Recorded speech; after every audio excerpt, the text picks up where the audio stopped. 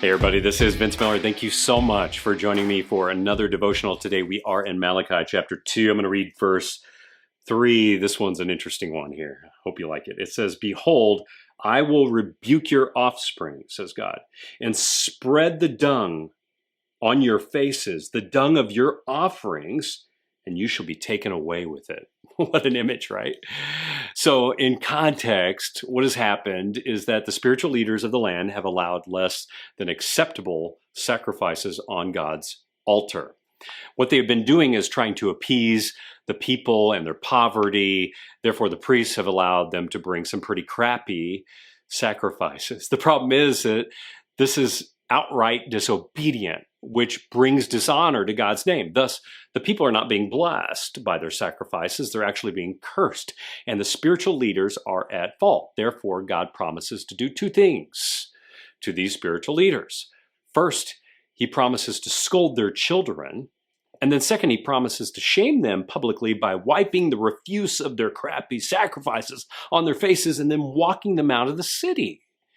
Now, I think what God promises here is quite interesting, because what he does is he makes it personal.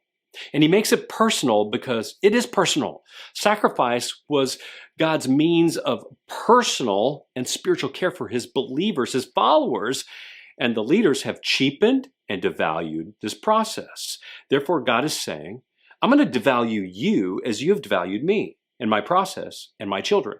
And I will see how you like it when I bring public shame upon you and your children as you have brought upon me and my children. Now, shame in this instance is something that God uses as a last resort here to motivate these spiritual leaders. It's his last move. It's not the first one. And what he's doing is he's trying to get them to see the eventual end of their choices before they become realized.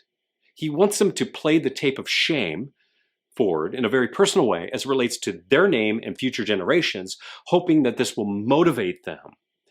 This is because sometimes a little bit of guilt and shame work to motivate people.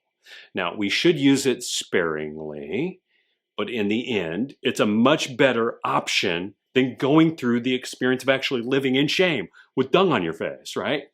So, with this being said, is there something you're presently doing that has the potential of bringing shame upon you or those you love?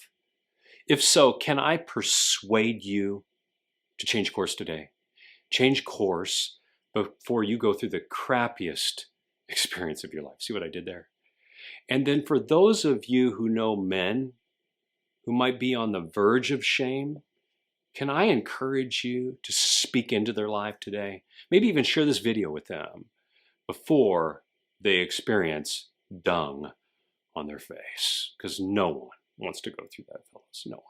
Not you, not me, not our brothers in Christ. No one. I love you guys. Thanks for joining me today. I hope this has blessed you. If it has, share it with someone else. And with that, I'll see you right back here again.